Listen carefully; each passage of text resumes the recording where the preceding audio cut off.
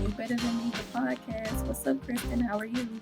What's up? I'm doing well. Excited to be here today because this is an exciting episode, right? I know it is. If you listen to our last season, we had some special guests kind of giving us a body talk, everything Black woman bodies, and just all the good things that we don't get to necessarily talk about with our doctors or our girlfriends.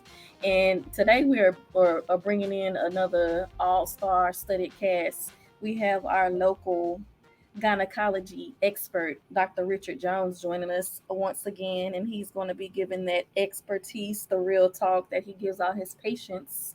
We also have two dynamic ladies joining us, attorney Deonne Cunningham-Nauls, who is a boss, Bia. She is just a fabulous person, and she just had the cutest little boy. He is almost 2 years old, and when I tell you that this lady, she is one of my role models, one of my mentors, one of my friends. Like, she be flying all across the country doing her thing and making motherhood look so graceful with this fresh little boy just out here doing her thing. And then we have another phenomenal lady who is also making a mark out there in Atlanta. We have Chef Erika Dilworth, and she is cooking up more than recipes. She has two gorgeous daughters that I love and adore, and just watching her from afar do her thing, just hearing all the stuff she went through during the pregnancy. Because I was there, this is my friend. I wasn't there for the first one, like behind the scenes, but for the second one, I feel like I got like the day to day, play by play on everything that's been going on. And Erica is going to join us in too to kind of give her perspective, because that's the one thing. Kristen and I, we only live our lives. And as you know, we don't have children. We have vaginas. We are, you know, we making our decisions on what we want to do with our vaginas collectively. And I just think it's good to have these conversations because, as you heard, if you listen to our previous episode, a lot of stuff get lost in the sauce. Like, we're all in different seasons. We're going through different stuff. Sometimes we don't even know how to relate to our friends who may be in a different leg of their journey. Like, we don't have any kids. Like, maybe we're saying stuff that's insensitive. Maybe we're, doing something or not asking something that we should be asking. So we wanted to have kind of like a round two of the body talk, but also just make it like a one for all, one stop shop on everything Black maternity, motherhood after 40, just doing your thing, balancing the career, balancing the body, and balancing raising children. So that's what we're gonna do today.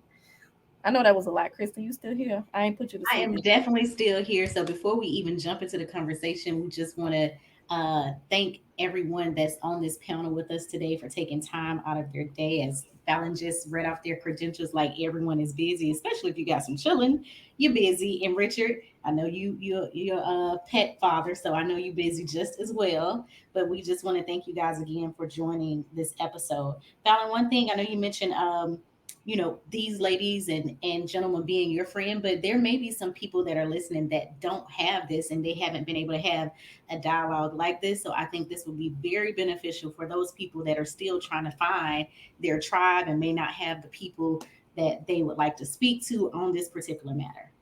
I agree. And I think that's important because even then, I don't know everything. You don't know Exactly. everything. I feel Absolutely. like, and it's people out here that you might be on your second or third child and still might not know everything. But sometimes just listening to what someone else has to say, or like opening up the village a little bit, can be helpful for everybody. So I'm excited to. I don't even know who I'm going to start with. Like, I'm just excited. I'm going to say I'll start with Dion. If you could give us a little bit more detail about your bad self, and let us know how you were doing it all with the child, a freshman. Um, wow. Well, thank you for having me on the show. Long time listener. Uh, and no, I don't know everything. I can't tell you in just the almost 2 years I've been a parent, a mother now, that I know everything because I know damn well I don't. And I've just been very grateful and blessed to have the support of a really wonderful spouse that I've been with, in a relationship with for over 20 years and married to for almost 8 years. And we had, time to have a serious conversation before we, conceived our child of um, what what do we want to be like as parents, and then how do we want to go about this. Um, and we have a COVID baby, we have a pandemic baby. Hmm. So, those pandemic babies are different. Advanced. They They are they are advanced. they are very advanced. And my son is no exception. But where do you want me to begin? I mean, at the Ooh. very, very beginning, like, So we gonna say this: black don't crack. So people probably look at your picture and don't okay, know how old you are. so I am 43. I just turned 43 a couple of months ago. Um, I started. I'll go a little bit back. The reason why I decided, and I made the choice, and my husband and I made the choice to have children in our 40s, was because for me, when I growing up, I grew up in a single family household. My father passed away when I was young, Mm-hmm. but my parents were young parents. They were my sister. I have an older sister, that's 7 years older than me, and my mother had my sister when she at the age of 15, and she had me in her at the age of 22. Mm-hmm. Um, and I knew that I wanted to have, at a very young age, I knew that I wanted to be an attorney, and I kind of had thought about this path in my career. And, I knew that I wanted to delay having a child until my career was established first. Mm-hmm. Um, and even in my 20s, um, I made a choice to delay a pregnancy and really move forward with getting into law school and going down a path of trying to, really jumpstart my legal career because it had its ebbs and flows. And that's a whole nother conversation. Okay. Yes. That's a whole nother conversation. And then, going through relationship trials and tribulations with my husband. And, we were young, we were in our 20s, and, we were, figuring out ourselves as individuals, but also figuring out, how do you, you know, deal in a relationship with someone that's in law school or someone that's starting a business. Because at the time he was starting a business. So we went through all of that. And in the process of going through all that, we, really got to know each other as friends. We got to know each other as mates, and we decided to get married. We were like, okay, this is our plan, and this is how we want to go about trying to have a child. Now, when I was going to my gynecologist back in my 20s and my 30s, back then, my gynecologist was telling me, if you are considering having a child, and you're thinking about having a child when you're older, then you need to get on prenatal vitamins as soon as Mm. possible, and stay on them. And I took that to heart and got on prenatal vitamins. And then I started doing a lot of reading about preparing your body and preparing your mind for having a child. I went to Yeah. therapy because I had to deal with some emotional baggage from growing up, and all the stuff that comes with, different relationships across the time. And then um I did started doing yoga and really tried to get my body and my mind ready for having a child. And I did that for years. Um, and then leading up to us, we took time after we got married. We were married for only 6 years before we had our son, and we it took us about a year to conceive our son. We didn't have to do IVF. Um, I was because I had been taking care of myself, and I'm not a heavy drinker. Um, now, you know, I did partake in a few other things, but didn't really drink. Yeah. Um, but I, I was really trying to get my body together, and we just it took us a while. Took me engaging in a whole different lot of fertility apps like Glow and Fertility Friend, and really, like, I was committed, like making sure that my periods were coming on a regular basis, which they were, and charting, my I mean, we're getting graphic, but charting fluids and all kinds of things, And peeing in that's what you cups, gotta seeing when I'm about to be do. ovulating. And Yeah, I mean, it was a that's science. It was a what process. It was a you have to science. do. Yeah. I mean, it was a process, me trying to figure out, okay, when's the best day for us to, do the do, um, and what times, and, what days work for us. And it was, looking back on it, it was, probably the biggest thing that I've ever done besides, outside of work, that I've ever really kind of dug in on and focused my mind and my heart, my body Wow. on. And, it just so happens that we did get pregnant. There were a few instances where I thought I was pregnant. It was a false pregnancy. Um, we did not have, um, any complications. I didn't have any miscarriages. I realized in my process of becoming a mother and conceiving a child is completely different from some of the women that are listening to this, that are Mm-hmm. having to go through lots of issues. I did Mm. not have to. I didn't have to. I didn't find out I had fibroids until I was actually pregnant. Oh Um, wow. and that actually surprised me, but they were very small.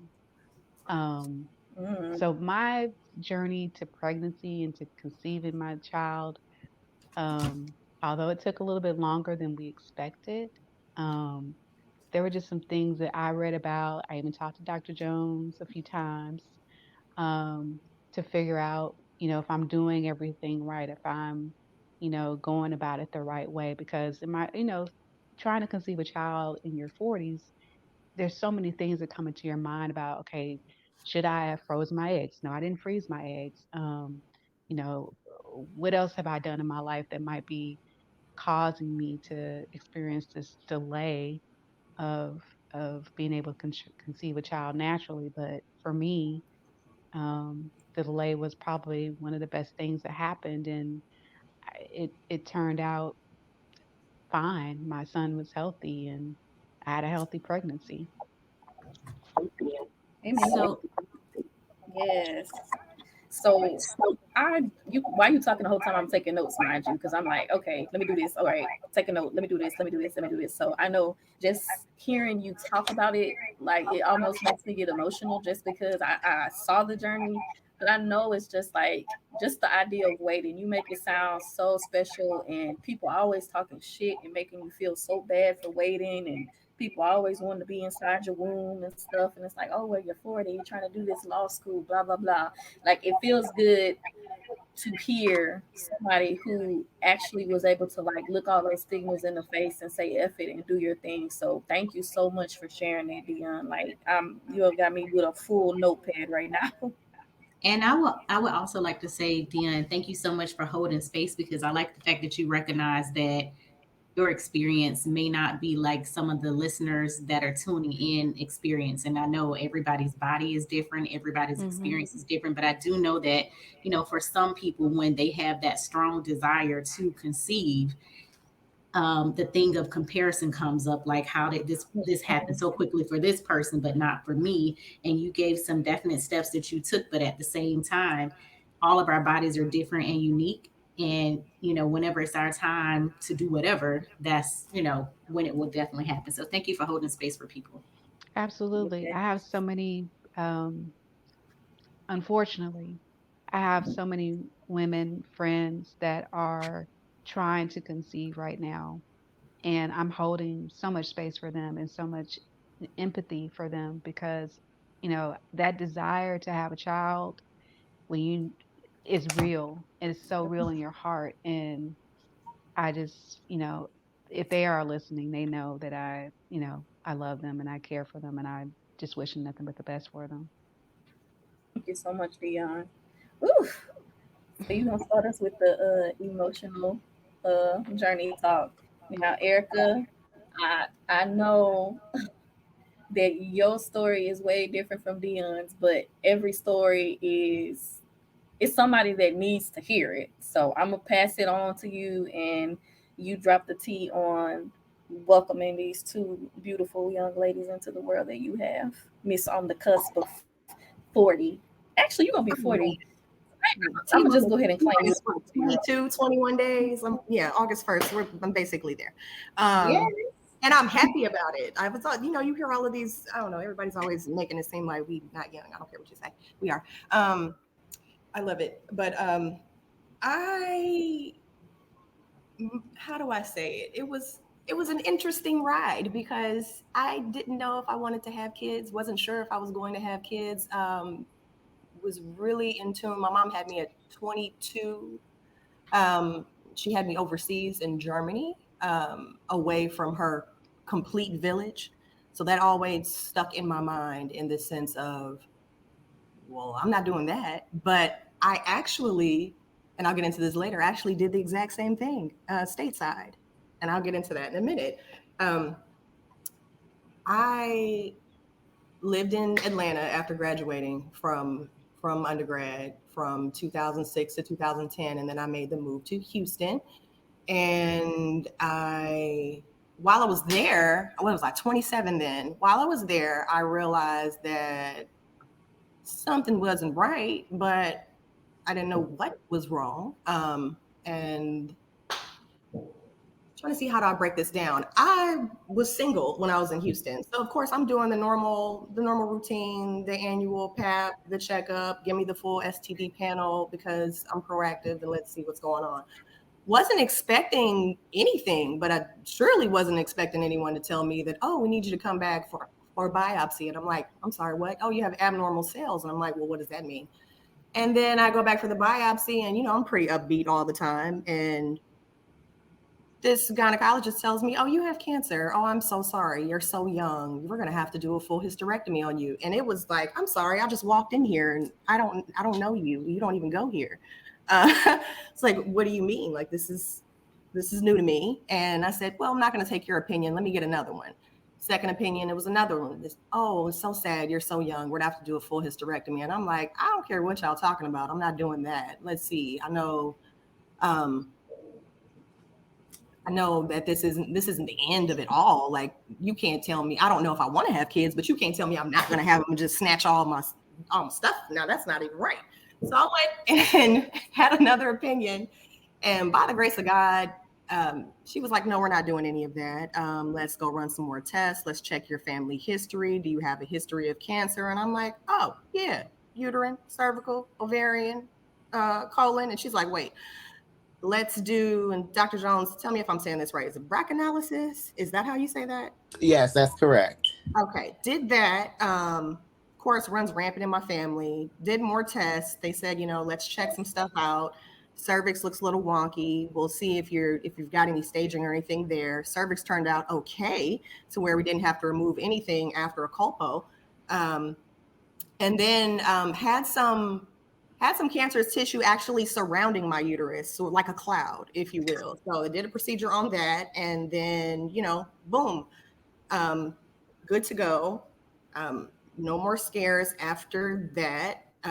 No more abnormal cells anywhere. But during that process, it was a lot to think about, from being single, not knowing if I want to have kids, to wait, you're telling me I'm basically not going to have any, to now I have a gynecologist that's giving me options and saying, hey, worst case scenario, if we do have to do anything, we won't do a full hysterectomy. We'll probably take your cervix, take the tissue around it. But did you know that you can still have babies without that? And I was like, well, tell me more. So I looked into cryo, looked into freezing my eggs. And in the middle of that process, I relocated to Philadelphia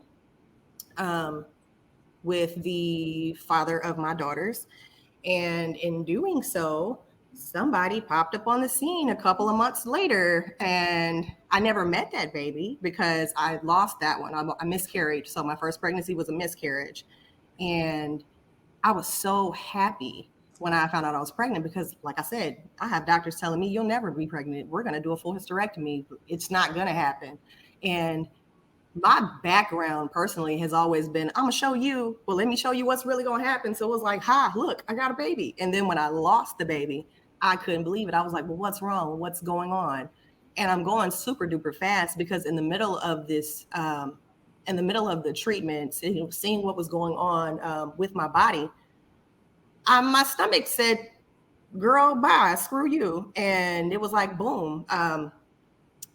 You have Crohn's too. Did we not tell you that you had Crohn's your whole life? So I'm having stomach issues after that. Had to pick up Ayurveda medicine because I did not want to be on Humira or any other pharmaceutical that could possibly create more issues for me, since I just went down the other alley with Big C. So I was like, what do we do here? So went to Ayurveda medicine, practiced holistic health, taking care of my body fully, mind, body, soul, eating right, learning how to give myself time and space to just be a human outside of work, and just learning life balance. So before that baby, I was very serious about, making sure that everything was what it needed to be. So I was so upset when I lost the baby because I was like, well, what did I do wrong? That was the main thing. What did I do wrong? What did I do wrong?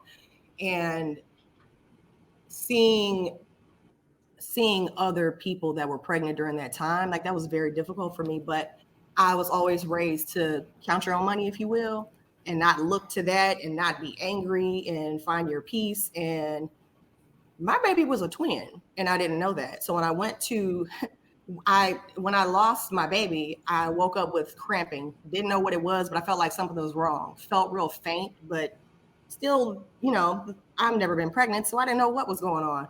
But instinctively thinking like something is wrong, went to the hospital, and once I felt the cramping at the hospital, they did the ultrasound and there was nothing there. And then I was like, well, wait, they said, well, we'll do another one, because I was like, well, there has to be something there. I just found out I was pregnant a few weeks ago. I think I was maybe 10 weeks. And when they did it, they said there's no heartbeat. It was very callous at the hospital that I went to. And that was another thing. I didn't feel like they were very respondent to really Black women being pregnant at all. And that was in Bucks County outside of Philadelphia. Yeah, that's a whole nother story. So it was like very crass, like, oh, well, there's nothing there. So I said, well, wait, I need to go to the restroom. And when I went to the restroom, that's when I lost my baby. So that was like a whole scene, like, oh my goodness, like we're here. So left, they didn't, and I thought it was very interesting. She didn't check me again after that. I went for another checkup maybe 4 weeks later. Nothing happened in between that time. There's a heartbeat. There's a baby. How's there a baby in there? So to this day, I'm like, oh, okay. So there were two babies. So my oldest was a twin. And I had her, and I had her in 2014. I was 30 when I had her. And that pregnancy was very interesting because I learned a lot about my mate during that time and how we differ in so many different ways in terms of what support looks like, that I realized that it would probably be me as the majority in terms of leaning inward instead of outward. Because again, my village is not there. My family's not in Pennsylvania. My family's in Louisiana, in Tennessee, and Texas. So there was a lot of inner work, a lot of therapy going on, a lot of nesting before they say you nest, because I needed to make sure that this house was a home for my baby without any external difficulties from anybody else. So from there, I had her. My water broke on the front porch. During the entire pregnancy, I went to the appointments by myself. Went to every ultrasound by myself, but made sure that didn't reside within my body while I was carrying her. I didn't want her to feel, I wanted to do everything I could to make sure that she didn't feel that. So I don't care if I'm laughing as much as I can during the day, dancing as much as I can during the day, yoga, just like Deonne mentioned, so many different ways of making sure that wellness was there for her in her bubble, if you will. And yeah, I had that little girl on August 15th, and the birth was interesting. um, had her naturally, but of course with an epidural. There were some complications during birth where I spiked a fever. I wasn't aware. My epidural didn't take. The anesthesiologist couldn't believe that it didn't take, was arguing with the OBGYN that he was great at it and it should have taken. So after the third attempt of trying after the third attempt of trying my epidural, I'm ready to push. My daughter is here. So there was no need. I had Bambi legs, but my baby was already here. And from them cleaning her up, it was a mess, Dr. Jones. A hot mess. Mm-hmm. But I had her. She came out happy, healthy, but in the matter of them cleaning her up, she had a corneal abrasion.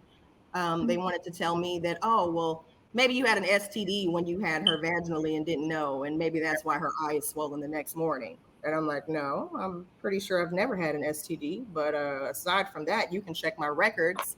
You can read it to me too, since you want to try to play.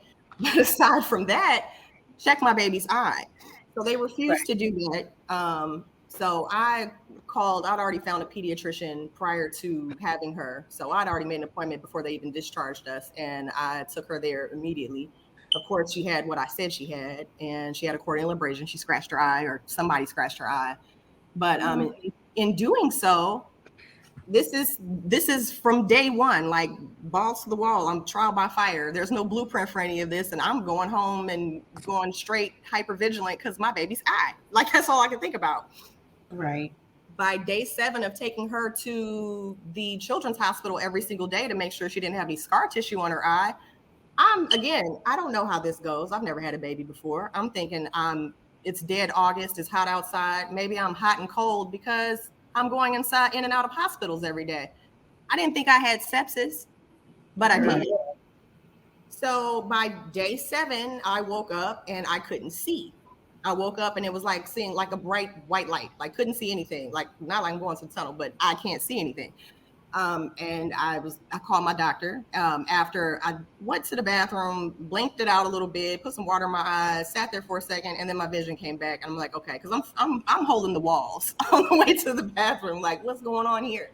And I called my doctor. I said, something's wrong. And thinking about my baby and her eye, I didn't even think to take my temperature. My temperature was 105. I don't have any pain, not presenting with anything, but she's like, go to the emergency room, something's wrong. Long story short, I was septic from my uterus. I was in choreo during labor. Nobody checked me. Nobody sent me home with any antibiotics. And yeah, I, kicked it in the hospital for almost 2 weeks with little blood clot booties on and a nice cocktail of vancomycin to try to keep me here on Earth during that time. And God. Erika, I'm gonna ask you this one question before we go to break and let you finish. Sure. What color was your doctor? White. Okay. We're gonna take a I got a question too. I got a question too before we go. Hello. Before we go, and this is no disrespect, Erika, at all, but my question is, and I'll tell you why I'm asking. Were you married at the time that you gave birth? We were fully married. No, we were not married at the time. We were engaged. The only reason why I asked is because I think about one of my friend's sister, and she had her first child. She wasn't married, but her second child she was, and she always spoke about the difference in treatment. That's the only reason why I asked you that. Oh, yeah. We can get into part 2. We can get into that too. Yeah, we can get into that. I can tell you all the things I've seen and heard. Yes, we can get into all of that. We can get into that. So as Fallon would say, we're going to take a little breaky break to pay the church's bills, and then we'll be back because this conversation is just getting started, it looks like. So we'll be right back.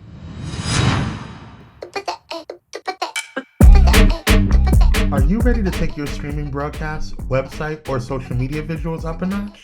Pyro Media Productions is here with the perfect solution. From dynamics, design, and professional headshot shoots to family photo ops, they've got all you need for stunning content creation. Check out pyromediaproductions.com today and add that creative flair. Pyro Media Productions, setting brands ablaze since 2017. All right, right, guys, we are back. Like I mentioned, the conversation was heated. Everybody was almost in the uproar on the edge of their seats because we got to know what's going on with these doctors looking at us because A, we're Black women, and B, our marital status as if it matters. So let's get into that. So Erika, okay, so this was like right before, so she was born. That's right. So baby was actually at the wedding. Y'all were already engaged. You were in the hospital, didn't know what was going on, had questions that weren't answered, got the okey doke basically, and now you still in the hospital. And I'll let you start back from there. That's it. In the hospital, blood clot booties on, hanging out, trying to stay alive, sitting here like there's no feeling like a shitty mom because I was so excited, got my breast pump and everything else. Now my milk's dried all up because of sepsis and vancomycin. And I'm like, my baby's 7 days old. She's not gonna bond with me. She's not gonna know me. This isn't how this is supposed to go. Like so many things, like feeling like complete shit. Like, well, now what? But just fighting to be here. So went through that, came home. I realized then that I wasn't going back to corporate. There was no way. After seeing that I definitely didn't have a village during that whole snafu within sepsis land, and my baby's got a scratch on her eyelid, I said, well, I'm going to be the village until I can create one. And that's what I Yeah, did. everybody was living in other places. Your mama was somewhere else, right? Yes, she You literally were up there by trying yourself. to, yeah, literally by myself. Look, one man, one pillow. But no, everybody was scattered. So in the wind. So my mom would fly up. My mom and my dad would fly up from time to time to help, but you would only do so much from afar. And so it was really just me. And I didn't realize how much trauma that actually created in me because I was so hyper vigilant for so long until I went to visit my friend Patrice and her husband in New Jersey. And within going there, I think I sat in that house for 2 hours before her husband literally said, Erika, you can put the baby down. Girl. And I was like, I didn't even realize like I was clinging to my baby, like, no, the entire time. Just like, well, and I'm like, oh, okay, well, this is a safe space. I can do that. Just so accustomed to it just being purely me. So let's see, segue, where y'all want to go from there? Because we can speed it up from I mean, her. because you did it twice. I did do it twice. I was like, did it twice 3 years later. 2.5 years later, basically 3 to me. So they're 3 years apart. And I had my youngest at, what was I, 33? Well, yeah, I was 33, well, almost 33. And I didn't even know she was in there. We, like I said, we were engaged with baby number one. He proposed, wanted to get married prior to her being born. I'm like, not doing that. And we got married in 2015. My youngest daughter came on the scene in 2017. So I got pregnant in 2016. I thought that I was having a Crohn's flare up because my stomach seems to have more issues during the summer. I guess the heat, me and the heat don't get along I don't know. Now, I didn't have any problems before, but I thought that's what it was. But no, I was 8 weeks pregnant with Ava. And it wasn't a normal, I don't think any pregnancy is normal actually. So I'll take that back. This wasn't like the first pregnancy where I had morning sickness and, it kind of staved off at the middle of the day, everything is fine, kind of get a breather. This was nonstop. I can't come out of the bathroom. I'm going to live in here. I had to call 911 because I thought, this has got to be a really bad flare up. I can't keep anything down. And I feel like I don't have any fluids, but it was the extreme morning sickness. And if I'm not saying this right, let me know. I think it's hyperemesis gravidarum. I had that. And so it was extreme morning sickness where it strips all of everything your body needs. I didn't have any potassium. So here we go again to crash cart land. And I'm like, okay, is this a joke? Are we going to keep having crazy moments? But I'm like, no, I'm not doing this. And they asked me in the emergency room, did you want to keep your baby? And I was like, that wasn't an option. I didn't say I didn't want to keep my baby. I just said, wow, I thought it was a Crohn's flare up. Didn't say, oh no, why is she in here? Just like surprise, surprise. So they said, well, if we have to choose between you and your baby, we're going to have to choose you in terms of viability because you have no potassium left and we have to treat you. So I'm talking to my stomach like, okay, hey, I know you in there. I didn't know you were in there, but we both got to get out of here. So I need you to work with me. Let me take some of this fluid that they're giving me. I can't leave here unless you let me eat something. Like I'm talking to my stomach. Like I got to get out of here. We have to get out of here. So after day 4, I got out. I ate some Jell-O and they let me leave. And the morning sickness didn't stop until probably well off into the second trimester was almost over. So everything was bothering me. I don't care what you sprayed, what you cooked. If it wasn't frozen, I didn't like it. So from there, the morning sickness went away towards the end of the second trimester. After that, everything was pretty breezy, except for she stayed completely full term to the point to where I didn't know I was in labor.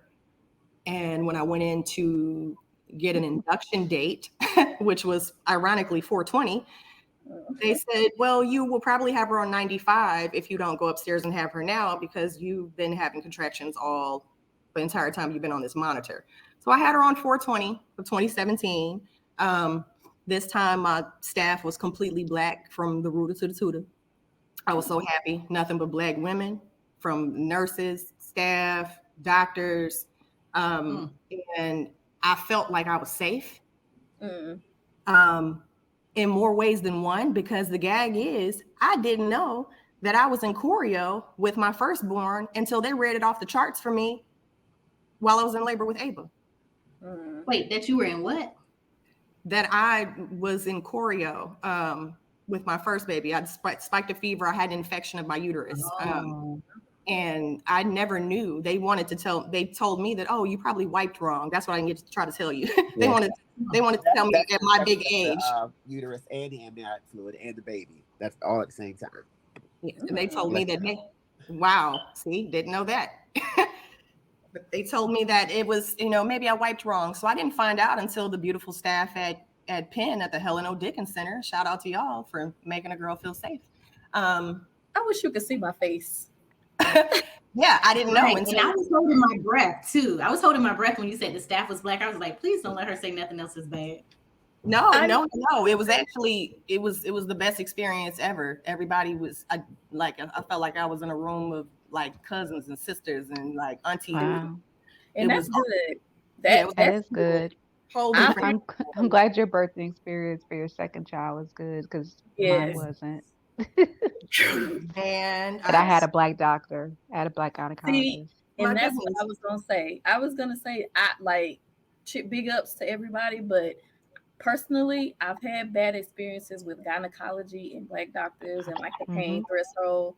Eastern medicine has been my thing. Erika, you the one put me on the Ayurveda and all this, and just like doctors of Indian descent with like different methodologies and all that. I've had better luck, but we're not even gonna get into that right now. That's a whole nother part of it. Like I feel like we have so much to unpack, but just that little color basis that I had to chime in on that one. But I'm glad that the second time was better also. Now I feel like a pivot, but also not, because it's so much we could get into, but I don't want to take away from the doctor. I feel like Richard been holding his breath, probably want to jump in every 5 seconds and everything that Deonne and Erika have said. So I do want to give Dr. Jones a chance to just chime in if he wants to give us the layman terms of what Erika did, because Erika is very into the body. She know the medical terms. She know all the defend his people. You gonna defend your people? Oh no, I'm gonna read them. That's what I'm gonna do. Okay. Well, first of all, thank you, Ms. Nauls, Ms. Dilworth, for sharing your story. It really reminds me of why I do the work that I do, and why it's important to me that Black women and brown women are treated by Black people, even though they may not be good, but the majority of us who take care of populations like mine, which is here, Washington, D.C. region. And I've been doing this for 17 years. My entire career, I've done community health. So I've always worked with the lower socioeconomic status, and I've always worked with my people because it does make a difference. They're just fine into little cultural things and cultural competency that white people just don't have and they don't understand about us. And like I was telling you all the last time I was on here, white medical students are still being taught to this day that their physiology is different based on race. Like they literally think black people have thicker cells and they're able to tolerate pain, but it's still going to this day. And you have to think that this affects their care. And now we're in this social media age and this age of access to data and all kinds of false things you can see on the internet, or by people get indoctrinated about healthcare and how it relates to people of color. And so it's often just a big mess. But let me start from the beginning as to why pregnancy and fertility after the age of 35 is often difficult for women, but especially women of color. So when you are a fetus in the womb, the number of eggs that you will have for your life is already set. It's already determined. And so in the womb, your eggs are frozen at a certain stage of development until you get older, you become a young girl. And then you start cycling, and you're just releasing one egg a month. But you have a reserve of about 20 or 30,000 eggs with this genetic material. Now, unlike men who can produce sperm for the rest of their life, that genetic material that's set in your eggs from you being a fetus will start to age over time. And studies have shown that it's at about the age of 35 that material starts to degrade and not be as, how can I say, genetically good as it is when you're younger. So it oftentimes you'll see women either have difficulty getting pregnant, or they tend to miscarry a lot, or you have a higher risk of having children with certain chromosomal defects like Down syndrome and Everett syndrome, just by age. And your fertility will decrease pretty much exponentially logarithmically after the age of 35, and it goes down even quicker by the age of 40. So one is just getting pregnant. That's a big journey off for women after the age of 35. You're starting to go into your perimenopausal stage and ovulating as well. And then if you do get pregnant, your chances of miscarrying are high. And that's I forget that by the time a lot of women reach their late 30s to early 40s, some of the medical conditions that often plague the Black community, you all can hear me? Mm-hmm. Can you all hear me? We can hear you. We just over here taking notes, child. Okay. So by the time we get to our 30s and early 40s, we start to get our other chronic medical conditions: diabetes, hypertension, thyroid disease, obesity. We start to deal with the stresses of growing up in America, racism, overt and covert, institutional, that takes a toll on our lives as young Black professionals. And so pregnancy will often either unmask some of those things or exacerbate them. Like you had Crohn's disease, Erika, and pregnancy can exacerbate that and make it even worse. Or by it being an autoimmune disease or condition that you have to deal with chronically for the rest of your life, it can make it difficult to get pregnant. And when you do get pregnant, you can often have difficulties like hyperemesis, blood pressure issues. So oftentimes women are really taught this by their providers. Even though that being Black, when you go to providers who don't look like us, they may not take your needs and your wants seriously. They may not listen to your complaint. They may not listen to your pain. You know, we express pain and we communicate differently with our own people than we may do with Caucasian physicians. And they may not just understand. I mean, you two, Deonne and Erika, are successful, educated women. You know, Serena Williams went through the same thing with her pregnancy, where she had a blood clot. Nobody would listen to her. And she almost died in the hospital in labor. It happened to Judge Hatch's that recent young lady, the young Olympian who died. So Black maternal mortality is still at its highest. Here in this country, Black women are still 3 to 4 times as likely to die from childbirth or even pregnancy complications than white women. And then that increases exponentially past the age of 35. So getting pregnant is the big thing. Then once you're pregnant, you got to get out of the first trimester into the second trimester. So what happens? Those are very, very high risk pregnancies. One, you're at a high chance of medical complications, particularly hypertension in pregnancy and diabetes. And sometimes you may not even know you have these things until you're pregnant. When it hits you in pregnancy, they can often be deadly. With preeclampsia, seizures, Erika got sepsis. I mean, these are common complications that occur. Um, so just getting out of the hospital and carrying your pregnancy to term, being a Black woman, just medically can be complicated and difficult. It's just Yeah. very, very high risk. And then at the same time, you're balancing a career, you're balancing relationships. You know, we're all high functioning, successful Black people, and we have to carry that weight, that burden on us just in our daily lives. So imagine what you all have to deal with as Black people: racism from white people, misogyny from our own peers, Right. um, abuse, neglect in your own community, and you have to deal with that same thing once you get to the medical field. So a lot of we don't, really aren't aware of just the toll that it can take.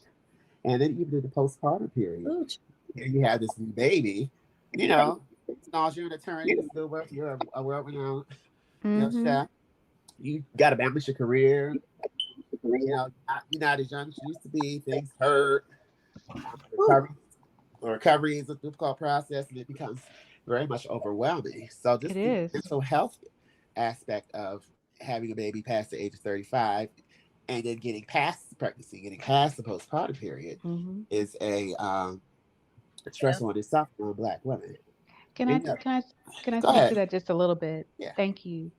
Um, you talk through everything about what I went through. Like, okay, I got through the first trimester, I got through the second trimester, I got through the third trimester. I'm over 40.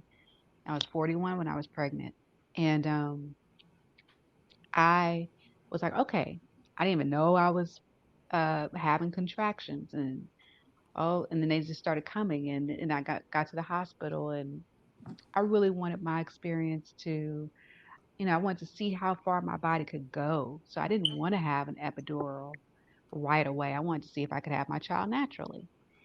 And my gynecologist obstetrician was like, no, you should get an epidural. You should, get on Pitocin right away. And I was like, no, let me just see what my body can do because this is my first time.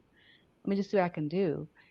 And I was in labor for 19 hours Ooh, without an epidural, oh my without God. Pitocin, until it got to a point where I was like, okay, let's give me that damn epidural. Let's go. And I hadn't dilated any further than what 3.5 centimeters. So I mean, no, 5 centimeters. And then when they finally did give me all of that, and they pumped me with all these different fluids, and they had to break my water.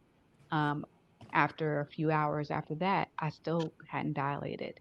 So I had to have a C-section because at some point my heart rate started going down and my son's heart rate started going down.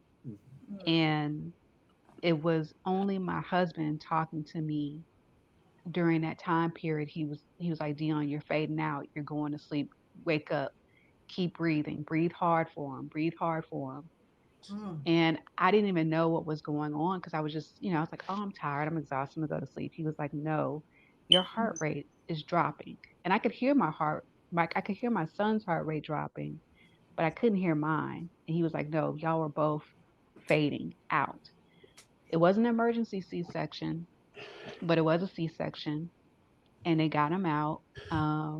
And then my husband told me I bled a lot, but there was bottom line, I had preeclampsia Mm-hmm. during my, during delivery, birthing period, what have you. I didn't have any issues during my pregnancy. I didn't have gestational diabetes. I didn't have preeclampsia while I was pregnant. I had a very healthy, low key pregnancy. Um, and it wasn't until after I had my child, like you were talking about, Dr. Jones, that I had the postpartum issues with dealing with, C-section and being bloated with from fluids and, having high blood pressure and having to get on medicine for the first time for high blood pressure. And, my limbs were swollen, my ankles were swollen. I just felt just swollen all over, and now you couldn't even tell that I went through any of that. But that was just such a scary time period. And I will point back to my doctor being black, being gynecologist, my gynecologist and obstetrician. And did she check up on me? Did she see how I was doing afterwards? No. Yeah. Wow. Mm. Yeah, and See, I feel that's like what happened. Oh, Man. I'm sorry, Bridget. No, I was just gonna say like just saying that story because from the outside looking in, we had no idea, and it's so many I people know. that Right. suffer in silence, or people that's thinking that and we really don't be knowing. Like I've never heard you tell this story before, and I'm like, well, fuck, should I have No, been it's the checking first time more? Should I have been told the looking, or story. making for more signs? yeah. See, Being on and that then on it's the like, damn, inside, like there's so many people that have these types of stories, and you just yeah, being on the go ahead, Dr. inside, Jones. yeah, being on the inside and looking out and just being able to see all the issues you were having. You weren't really given informed consent. The doctors didn't really let you make your choices or educate you about the things. Particularly you all being educated Black women who are very, very well aware of your bodies. Oftentimes, some of the Black physicians, particularly I've seen this a lot with the African physicians, often will treat some of the Black Americans just as bad as the white physicians. So, not to blame them, but you can't always you can't always get a good healthcare provider that's Black. But an attentive woman, Richard, you calling them out today because that's not the first time wow, that I've heard that. I know my cousin, she said, and my cousin, she has HIV, and she was just like, listen, she said, I went to a doctor. She said her bedside manners were the worst. She's like, I would not be yeah, returning. And I was just yeah, like, tell me more about her. And that's what she said. She's like, she's an African lady. And she's like, mm-mm. She's like, never again. yeah. And it's oftentimes just taking the time to educate and it's the assumption that because they're Black they won't understand, or Right. if you do advocate for yourself, you're seen as being aggressive, Hmm. and uncooperative and not listening. Nobody will take the time to explain anything to you because they figure it will go over your head anyway. And there are just even certain little nuances. I see white nurses will address the partner as, "Is this the baby daddy?" Versus with Mm. a white person, they won't say that. They'll assume that's the fiance or the husband. Just little things like that. Just little cultural things that Black women have to face when they go into the hospital in a distrust. Wow. That still exists to this day. And you're more likely to get certain aggressive treatments being Black or experimental treatments versus someone who's white who may get offered more options. Um, and going back to just getting pregnant, the difficulties with getting pregnant with some people over 35, getting access to assisted reproductive technology and fertility treatments, which is often a cash business, is often out of reach for a lot of Black women. One, because their insurance may not cover it, they have Medicaid, or Medicare, or if they're uninsured at all, they may not get access to those treatments. So just even getting pregnant, one, can be difficult, but making it through the labor period, the pregnancy period, the postpartum period, these are reasons why our Black women still die because no one is paying attention, no one is explaining things, no one is looking at the symptoms. Black women present differently than other people with certain symptoms like preeclampsia or sepsis, and you all don't even know it because no one is telling you this. So this is why it's very, very important that um, good physicians of color are out there taking care of our people. This is what I've dedicated my career to for things like this. I've just had so many near misses um, in saving people's lives that I've seen going back behind white doctors and seeing incomplete treatment plans or things that are missed that can save people's lives. This is why it's important that you all have to advocate for yourselves. But past the age of 35 is even more difficult just because of the toll that pregnancy takes on your body that it's already been to being here for almost 2 years that nobody discusses. Wow. That advocate for yourself part hit home. Mm-hmm. Oof. So this is one of those edges snatch conversations, I feel like, where I'm just kind of like, what the hell? So what I'm taking for this, okay, so what I need to do, one, I need to be taking my prenatal vitamins. I Yes. need to go ahead and pounce on my husband every chance I get. I need to go ahead and just keep the village real strong because it sounds like it's that part is ultra important also. Like it's just a lot, but just Richard, if you can just kind of talk more on, I guess, for the listeners who would I say in my position, like, okay, I'm Mhm. 41. What do I need to be doing right now? Yes. So, one, taking care of your own health. So, outside of taking prenatal vitamins, get screened for diabetes, get screened for hypertension, get your annual wellness visit. Things that you should be getting done at the age of 35 just for your own health because they will affect um, being able to conceive and then they will affect your pregnancy in the future. And then two, getting established with a good obstetrician gynecologist and really getting a good visit for preconception counseling. A lot of people don't do that, and that's a whole visit. It's a whole little visit. That's your insurance become. You can go and sit down and talk with your doctor for an hour or two just about all the things we've discussed today that nobody really knows that they have I didn't know access you to. could do that. Yeah, that's a whole visit that your insurance will cover. Oh wow. Okay, I didn't know that either. Wait. One, Can you say that again, Richard? I'm sorry, I didn't hear that yeah. part. And so preconception counseling, kind of like I've been telling you all today, you can do this with your Okay. doctor. I It's a didn't whole, I had like no I said, it's idea. a whole billable visit that your insurance will pay for. And then also getting your own body checked out, making sure your cholesterol is good, your blood pressure is good, blood sugar is good, because that will affect your ability to conceive. And once you do conceive past a certain age, that will affect how your pregnancy and your postpartum period will come. And even after you give birth, like I said, pregnancy unmasks things that are already there or exacerbates things that are already there. I've had a lot of women um, who get blood pressure like Deonne did in their postpartum period, didn't know they had it, but Right. pregnancy exacerbated it, and now they're Hmm. hypertensive. They didn't know.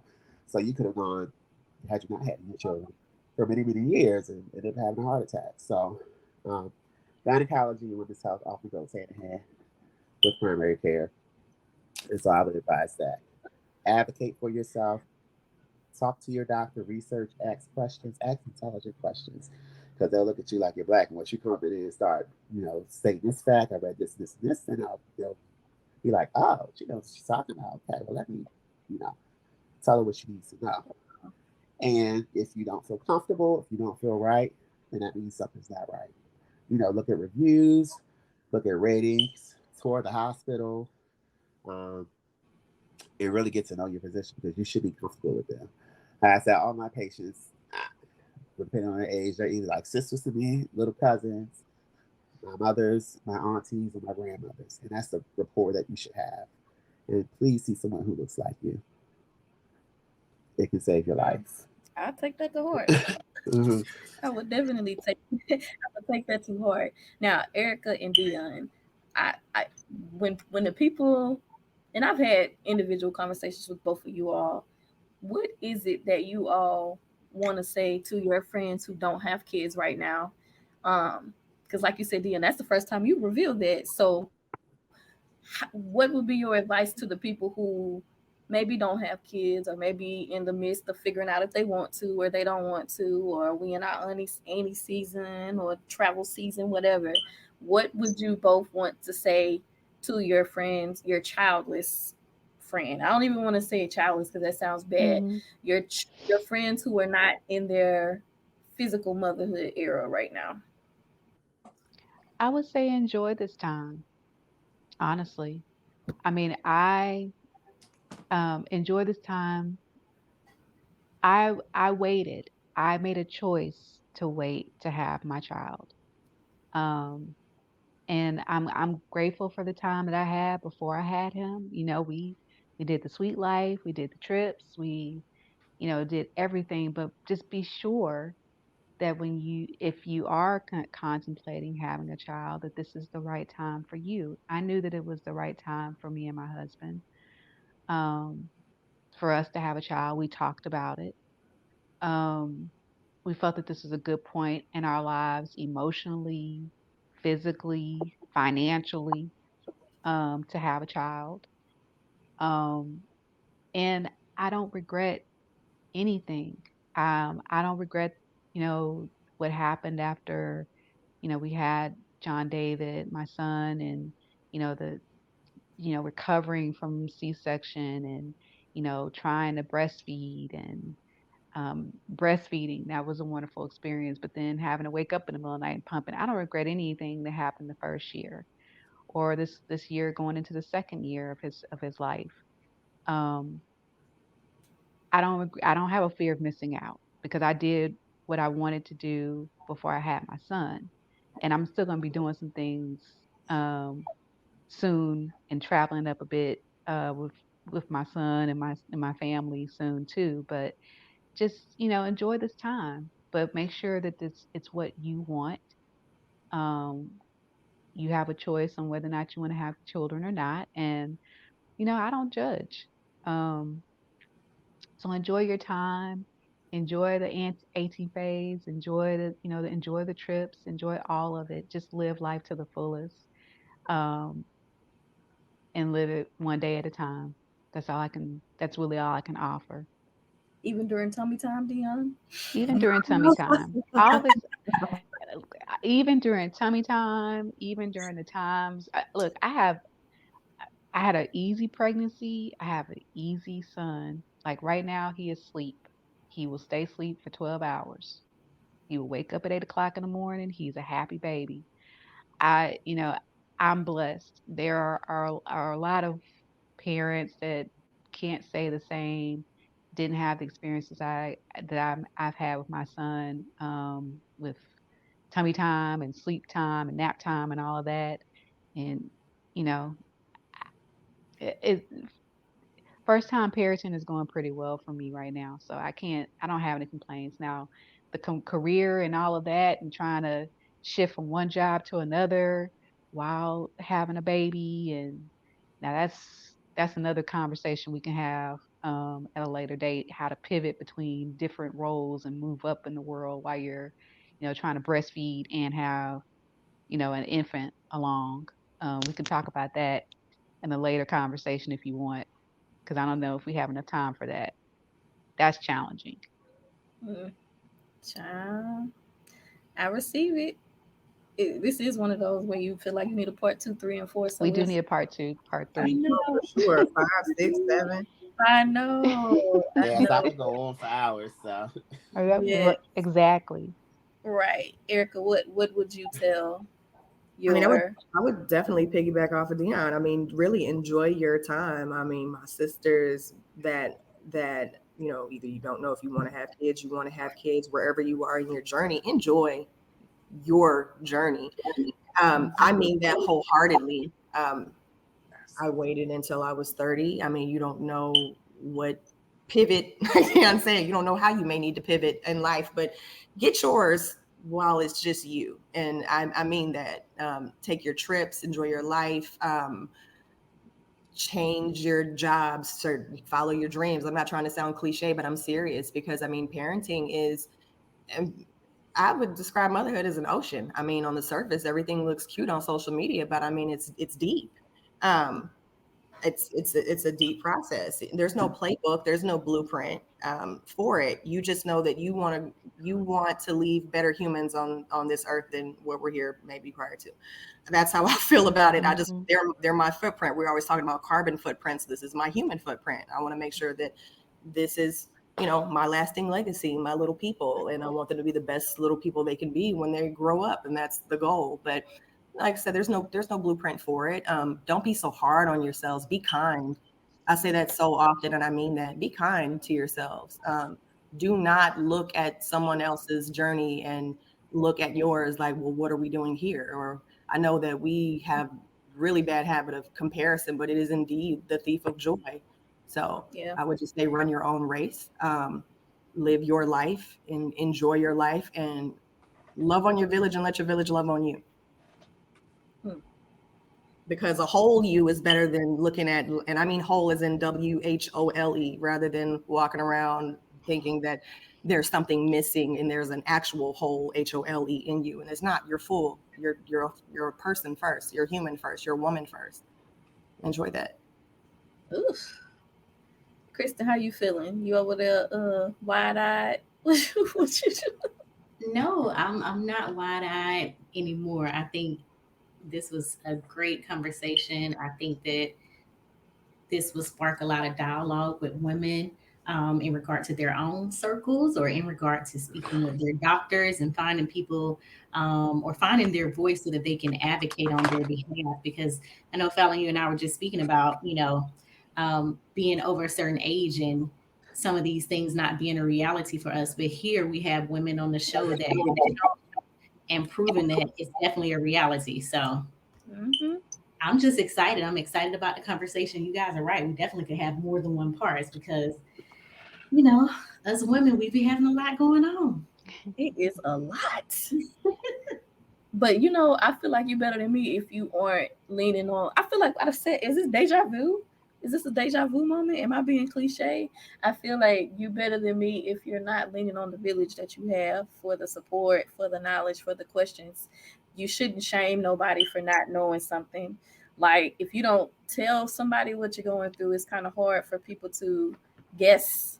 And I know it's a hard subject, but we are here trying to normalize these conversations. We're trying to normalize these dialogues. I can remember never even until meeting Erika in college, I never even talked about a tampon with nobody. Like nobody, everybody just walked around silent, not even mentioning like having periods and stuff. Like meeting people and talking to people and feeling comfortable just talking about your body and like what's going on. It's deeper than just like pretty bowls and pictures. Like shit is really real, and it's black women out here dying trying to have kids, dying having them, dying by themselves because they don't have a village or scared to talk to somebody or doing it on their own, and people not realizing just how heavy of a role you're accomplishing. And I'm just glad that like doctors out here, like Dr. Jones is out here really changing the narrative and doing the work. And I just feel like you better than me if you're not actually sitting down talking to somebody or just feeling like you got to shun and cast people away because you feel like they're not on the same journey as you. That's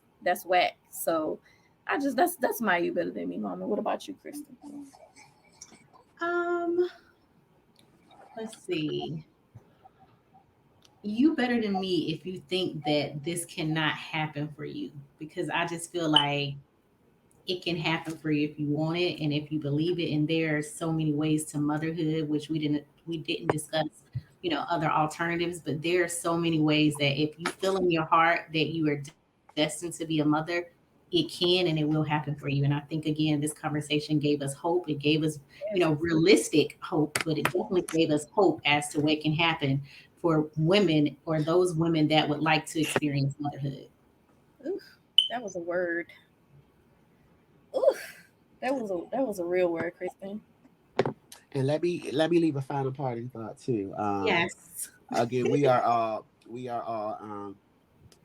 black people of the upper middle class, and we have to know that this journey to motherhood happens to all of us, black people, or all of you black women, regardless of your socioeconomic status. When you make it out, you still have to deal with the same things. Mm-hmm. It's just that you all have better access to stuff. And again, even having better access than some of our black people who aren't as fortunate, you're still black at the end of the day. And they still look at us all the same. So this is why it's important to really, really advocate for yourself. I'm here advocating for those who don't have a voice, who don't know they have a voice. But this is a journey that happens to all of us, regardless of our social economic status as black people. This is just the state of America. Hmm. Unfortunately, the state of medicine that we have to work to change. And that's what I'm working to do. Okay then, doctor. Okay. Okay. That was so crazy. But see, don't it feel good hearing a doctor say something normal? Don't just make it feel good. No, for real. Deonne and Erika, thank y'all so much. Yes, thank Do you. Erica, Well, Deonne, do thank you for y'all have having a me. you better than me moment? Y'all got a you better than me moment? Is it involving tummy time? You, uh, I think this is to my younger self. You better than me, um, by not drinking tons and tons of water. when I was in my 20s and my 30s, I didn't drink any water. But water helps with everything, and I swear that's all I drink now. And I drank before in the couple years leading up to having a child, I shifted from drinking juices and all kinds of other stuff to just drinking nothing but sparkling mineral water. I don't know if that worked. I'm just saying Ooh, I just that it bought some helped. today. It Let me go grab this. totally, yeah, Hey, it no works. Your bathe body's in it. 80% water. Yeah, It so drink works. tons. You better than me if you don't drink a whole bunch of water when you're trying to conceive. That's my Let me go. one tip that I feel like that helps just in general with everybody's health, general health. Drinking tons and tons of They're water, wet. especially in Houston in this heat. So um, drink tons and tons of water, and like Erica said, be kind to yourself, um, especially along this journey to motherhood or singlehood or sisterhood or whatever. Be kind to yourself. And you better than me if you're Yes. not being kind to yourself and enjoying this journey because you only get one. That's right. Amen. Period. So that's it. Love it. Thank Mean it. y'all so much again. I'm about to go just pour some mineral water all over me and my husband when I get up off of here. Sure. And see what happens. You are See what it done. do. But no, seriously, thank y'all so much for spending this good hour and some change with us. I feel like y'all have taught so many women and just made probably saved life. Shoot, just normalizing the conversation. So thank y'all so much. Well, thank you. Thank you for having us. Yes, thank you. Guys, thank you so much Yes. for tuning in Ready to this to head on out, episode girl. of You're Better Than Me. And we look forward to chatting with you again next time. Bye. Bye.